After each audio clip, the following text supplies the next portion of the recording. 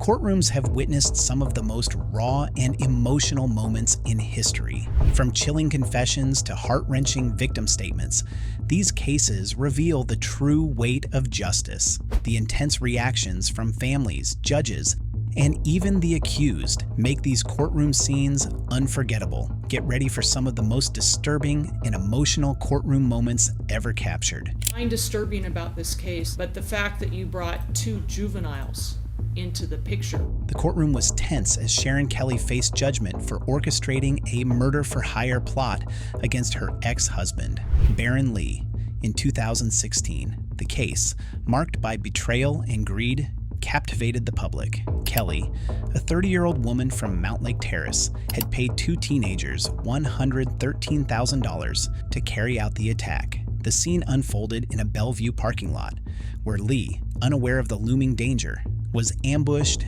and shot 9 times. Despite his critical injuries, he survived, a testament to both his willpower and sheer luck. The attack stemmed from a bitter custody battle over their son. Kelly stood to gain financially if she won sole custody, a motive that painted her actions in an even darker light. In court, prosecutors detailed her cold, calculated decisions, including recruiting minors to commit the crime. The juveniles carried out the shooting without fully understanding the gravity of their actions, adding another layer of tragedy to the case. Baron Lee took the stand during the trial, delivering a heartfelt and harrowing testimony. He described the physical and emotional toll of surviving the attack. His words were filled with a mix of pain and frustration as he passionately opposed the plea deal that limited Kelly's sentence. Lee's objections were not just about justice for himself, but also about holding Kelly accountable for the trauma she caused. "You took my life away," he declared, his voice breaking as he recounted the long road to recovery,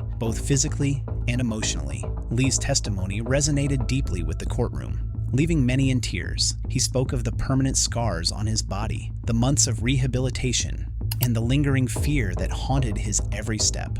For Lee, the attack wasn't just an isolated incident. It was a life-altering event that stripped him of normalcy. The courtroom was silent as he described the pain of knowing someone he once loved and trusted had orchestrated such a heinous act. Kelly, visibly emotional, addressed the court, claiming she regretted her actions and their impact on her son. She stated that she never intended for anyone to suffer, but admitted that her desperation clouded her judgment. However, her apology did little to sway public opinion or the prosecutors, who emphasized her deliberate and premeditated actions. Her defense argued that Kelly had been under immense stress due to the custody battle, and that her mental state played a role in her poor decision-making. They also highlighted her cooperation during the investigation and her guilty plea as signs of remorse. However, prosecutors rebutted these claims, pointing out that Kelly had multiple opportunities to back out of the plot, but chose to proceed. The involvement of teenagers in the crime further amplified the tragedy. The two young perpetrators, barely out of high school, were initially unaware of the full consequences of their actions. They too faced legal consequences, with one serving time in a juvenile facility and the other transitioning to adult detention upon turning 25. When it came time for sentencing, the judge acknowledged the gravity of the crime and the emotional weight it carried. The court imposed a 13-year prison sentence, the maximum within the terms of the plea deal. For Lee, however, the sentence felt insufficient. His plea for a harsher punishment was heartfelt but ultimately constrained by the legal framework of the deal. "No amount of time will erase what happened," Lee said, his voice filled with both sadness and resignation. "I wish that I could do more than just use my words to express my sorrow." Why did her brother have to go away to heaven? The only time that Carly gets to see her brother now is when she dreams of him in her sleep, of their happy memories. The courtroom fell silent as the case of Lauren Courtney, a babysitter who committed an unimaginable crime, unfolded before the judge and jury. Courtney was convicted of first-degree murder after shocking surveillance footage exposed her horrific actions against 5-year-old Ryan Peralta. What began as a routine babysitting arrangement turned into a tragedy that devastated a family and shook the community. Ryan Peralta was a bright, happy child with a promising future. His parents, needing a trusted caregiver, left him in the care of Lauren Courtney. However, what they didn't know was that this decision would lead to a nightmare they could never have imagined. On the fateful day, Ryan fell victim to a series of brutal and heartless actions that ended his life. The surveillance footage was a key piece of evidence in the trial, and its contents were so disturbing that even seasoned investigators struggled to watch it. The video revealed Courtney screaming at the child, dragging him around the house, and physically abusing him. Ryan could be seen crying and vomiting, clearly in distress. Instead of helping him, Courtney continued to berate and harm him. Prosecutors described how she left Ryan lying on the couch for over an hour, ignoring his cries for help and failing to seek medical assistance. Prosecutor Michelle Job delivered a powerful and emotional statement during the trial, painting a vivid picture of Ryan's suffering. The last minutes of that child's life were pure horror, Job said, her voice trembling. She recounted how Courtney's actions were not the result of an impulsive mistake, but a deliberate series of cruel decisions. Job dismissed the defense's claim that Courtney might have been sleepwalking, calling it an insult to the gravity of the case and the evidence presented. As the trial progressed, the court heard from the presiding judge, Jacqueline Bluth, whose words left a lasting impact. She described the unimaginable pain Ryan endured in his final moments. A 5-year-old understands every blow, every stomp, and every scream of hate, Judge Bluth stated. For 26 long minutes, Ryan knew what was happening to him, and he knew that the person meant to protect him was the one causing him harm. Courtroom reactions were intense as these details were laid bare. Members of the jury, court staff, and even onlookers were seen wiping away tears. The emotional weight of the case was palpable, with Ryan's absence felt deeply by everyone present. His parents were unable to attend the sentencing, overwhelmed by the trauma of losing their beloved son. In their place, the prosecutor read a heartfelt statement from Ryan's father, who expressed the family's grief and shared how Ryan's sister was struggling to cope. She asks why her brother had to go to heaven. The statement read, "And the only time she sees him now is in her dreams." The defense attempted to portray Courtney as someone under immense stress, arguing that she was not in full control of her actions that day. However, the evidence was overwhelming. The surveillance footage not only captured her abuse, but also revealed that she had lied to authorities, initially trying to shift the blame onto Ryan's father. These attempts to deflect responsibility only solidified the court's view of her guilt. When it came time for Courtney to address the court, she turned to Ryan's family and offered a tearful apology. "I wish I could do more than just use words to express my sorrow," she said. However, her words rang hollow to many, especially in light of the harrowing evidence against her. For Ryan's family, no apology could ever bring back their son or erase the pain of his loss. The court ultimately sentenced Lauren Courtney to life in prison with the possibility of parole after 20 years. This sentence reflected the severity of her crime, while allowing for the possibility of rehabilitation and review. However, she would remain under lifetime supervision, even if paroled, ensuring she could never again harm another child.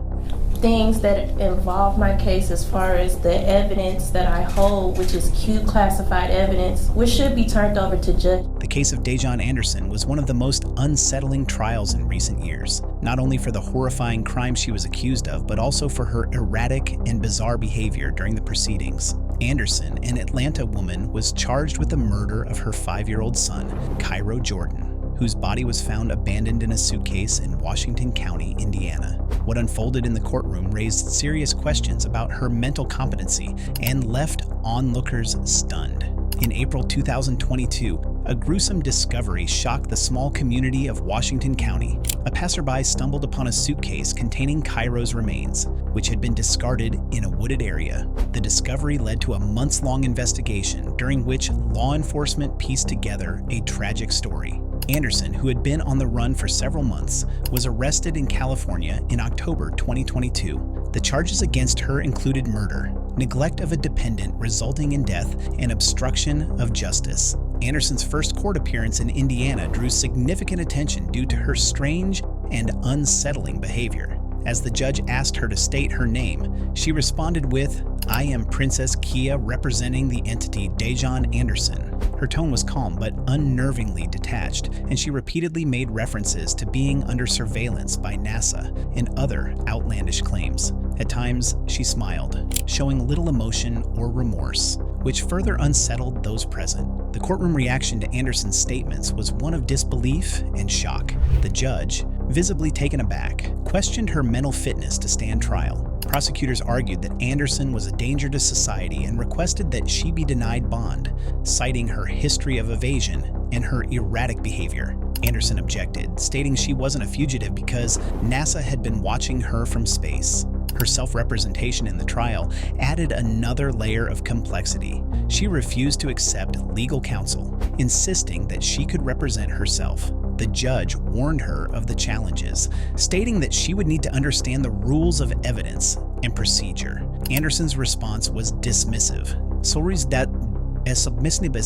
claiming that she didn't need to follow conventional legal practices. As the proceedings continued, 2 doctors evaluated Anderson's mental competency. Both concluded that she was not currently fit to stand trial or assist in her defense. Their findings pointed to severe mental health issues that required immediate attention. The court subsequently ordered her commitment to a state psychiatric facility for treatment, pausing the trial until she could be deemed competent to proceed. For the community, the details of Cairo's death were deeply troubling. Authorities revealed that Cairo's body showed signs of neglect and abuse. The little boy's tragic fate was a sobering reminder of the vulnerability of children and the devastating consequences of neglect. His death prompted calls for stricter monitoring of at-risk children and improved mental health resources for parents.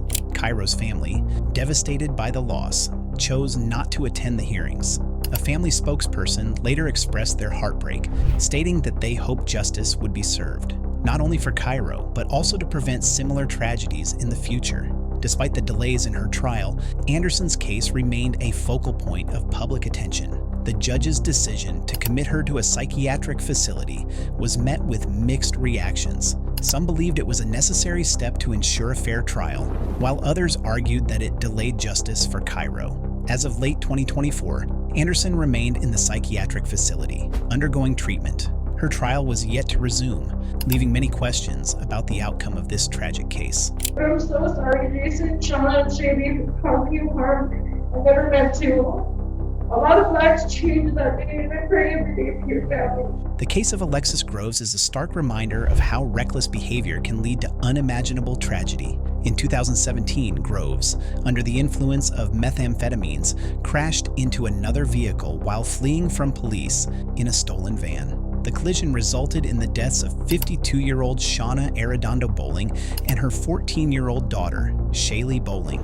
The courtroom drama surrounding her trial and sentencing left a deep impression on all who followed the case. The incident occurred in Albuquerque, New Mexico, when Groves, in a bid to evade law enforcement, ran a red light at high speed, slamming into the Bowling family's car. Witnesses described the crash as catastrophic, with the impact so severe that it left little chance of survival for the victims.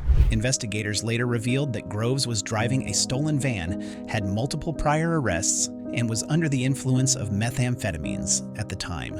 As details of the case emerged, emotions ran high in the community. The tragic loss of a mother and daughter deeply affected friends, family, and neighbors, who expressed outrage and grief.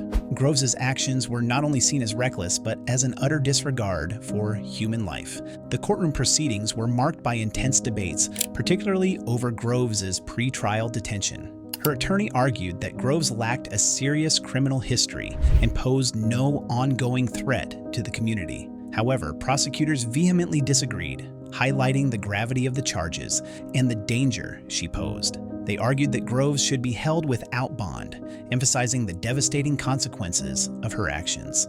The New Mexico Supreme Court ultimately upheld the decision to deny Groves bond, citing her as a danger to society. This ruling set an important precedent, affirming the constitutional amendment allowing judges to order pre-trial detention for defendants considered a threat to public safety. The court emphasized that such decisions require careful discretion and are not to be applied indiscriminately. During her trial, Groves showed little emotion, further fueling the anger and frustration of the victims' families. The prosecution presented evidence detailing her erratic behavior, substance abuse, and attempts to flee the scene after the crash. Witnesses recounted the harrowing moments following the collision, describing the chaos, the cries for help, and the overwhelming sense of loss.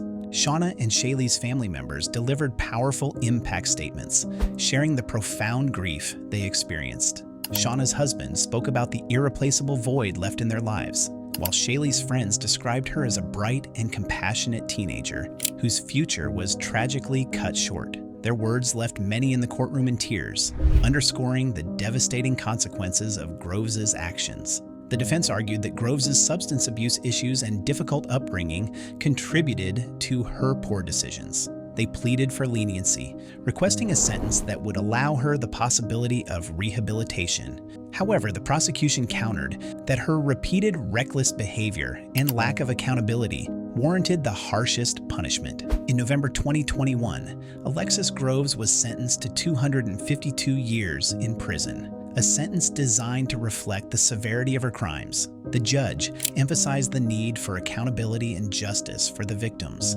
stating that Groves's actions had caused irreparable harm. The sentence, though symbolic, sent a clear message about the consequences of such reckless behavior.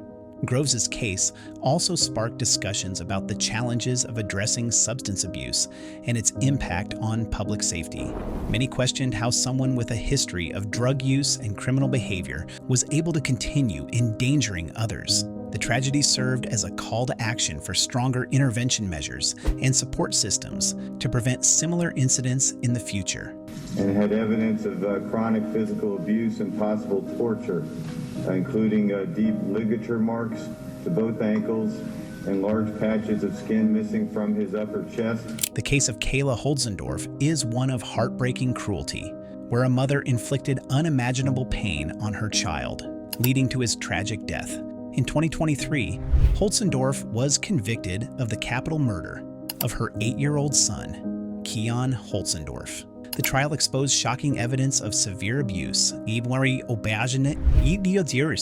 the courtroom gripped by overwhelming emotions. Keon's death occurred in March 2021 when emergency responders found him unresponsive in a Houston, Texas motel room. Holzendorf initially claimed that her son had drowned in the bathtub. However, investigators quickly discovered a disturbing reality. Keon's body bore multiple injuries that pointed to chronic abuse and possible torture. Deep ligature marks on his ankles, large patches of missing skin, and bruises indicated prolonged suffering. During the trial, prosecutors detailed the horrific extent of Keon's abuse. They presented evidence of repeated physical assaults and neglect. Witnesses described how Holzendorf and her common-law husband, Dominique Lewis, had isolated Keon, subjected him to severe punishment, and failed to provide him with medical care. The prosecution argued that Holzendorf's actions showed a complete lack of regard for her son's life. The courtroom reaction was intense as these horrifying details were revealed. Jurors, spectators, and even seasoned legal professionals were visibly shaken. Many struggled to hold back tears, while others expressed outrage at the sheer brutality of the case. Prosecutors emphasized the betrayal of trust, highlighting that Keon should have been protected by his mother,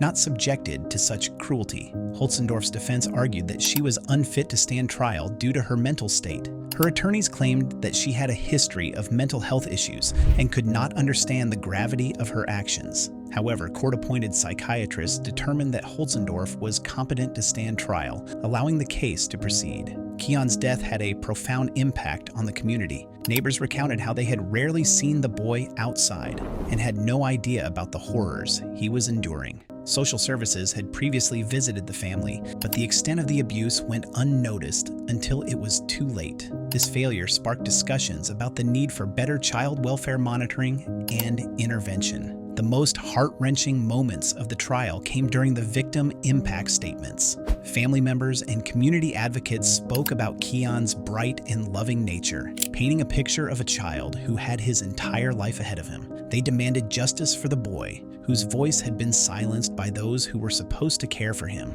In March 2023, Holzendorf pleaded guilty to capital murder to avoid the death penalty. By admitting her role in Keon's death, she faced a mandatory sentence of life imprisonment without the possibility of parole. The judge stated that the sentence reflected the gravity of the crime and the need to protect society from such acts. The sentencing provided some closure for Keon's family and supporters, though the pain of his loss remained. Advocates for children's rights called for systemic changes to prevent similar tragedies. They emphasized the importance of early intervention, better training for child welfare professionals, and stronger safeguards to protect vulnerable children. Holzendorf's common-law husband, Dominique Lewis, was also charged in connection with Keon's death. His trial is pending, with prosecutors seeking a similar sentence. Evidence suggests that both Holzendorf and Lewis played active roles in the boy's abuse, making them equally accountable for his tragic fate. Having found you guilty of that offense, you're hereby sentenced to serve a term of 20 years in the institutional division. I'll give you credit for the time you served. The case of Megan Works shocked the nation in 2018 when she was sentenced for her role in the tragic death of her 2-year-old son, Colton Turner. Alongside her boyfriend, Michael Turner, Megan not only played a part in her son's death, but also helped conceal his body, deepening the heartbreak for Colton's grieving family. Colton's death in 2014 was discovered after an intense investigation by authorities in Austin, Texas. Megan Work had initially reported her son missing, but conflicting accounts and suspicious behavior soon pointed to foul play. After days of questioning, Megan finally confessed that Colton was dead and led police to his burial site, a shallow grave in a wooded area near Austin. During the trial, horrifying details emerged about the circumstances surrounding Colton's death. Testimony revealed that Colton suffered immense physical abuse in the days leading up to his death. Witnesses described how Megan and her boyfriend had subjected the toddler to a life of neglect, exposing him to violence and instability. The court learned that Colton's final moments were filled with fear and pain, facts that deeply affected everyone in the courtroom. The courtroom reaction was one of overwhelming emotion as Colton's family members took the stand. Colton's grandmother tearfully recounted how the young boy had brought joy to everyone who knew him, making his loss all the more devastating. Family members expressed their heartbreak and anger at Megan's betrayal as a mother, emphasizing how her role as Colton's protector had been tragically reversed. Judge David Wahlberg also delivered a powerful statement during the sentencing. He described the case as one of the most emotionally challenging he had encountered in his career. The judge emphasized the unique bond between a mother and her child, calling Megan's actions an unforgivable violation of that trust. He underscored her greater responsibility as Colton's biological mother, contrasting it with Michael Turner's role as a stepfather. "You were supposed to protect him, love him, and nurture him," Judge Wahlberg said, addressing Megan directly. "Instead, you allowed him to suffer and die at the hands of those who should have cared for him most. Your betrayal is one of the worst imaginable." The prosecution presented evidence that Megan had actively participated in covering up Colton's death. After the boy died, Megan and Michael worked together to hide his body, evading authorities for weeks. The pair even attempted to mislead investigators with false stories, adding to the pain of Colton's family as they searched for answers. Megan's defense team argued that she had been a victim of abuse herself and was under the influence of Michael Turner at the time of the crime. They painted her as a vulnerable individual who lacked the strength to stand up to her boyfriend. However, the court rejected this narrative, focusing on Megan's responsibility as a mother. Ultimately, Megan Work was sentenced to 30 years in prison. Judge Wahlberg stated that the sentence reflected the gravity of her actions while allowing some opportunity for rehabilitation. Megan's boyfriend, Michael Turner, received a 20-year sentence for his role in the crime. Both sentences brought a sense of justice to Colton's family, though no punishment could fully heal the loss they endured. Megan's sentence allows for the possibility of parole after serving half her term, which has raised concerns among Colton's family. They have vowed to fight any early release, ensuring that Megan remains behind bars for as long as possible. Colton's loved ones have also used their tragedy to advocate for stronger child protection laws, hoping to prevent similar cases in the future. Courtrooms reveal humanity's darkest moments, where justice and emotions collide. These cases remind us of the profound impact of crime, not just on victims, but on families and communities. As we reflect on these chilling reactions, we're left to question how society handles such tragedies and ensures justice is served for those who can no longer speak for themselves.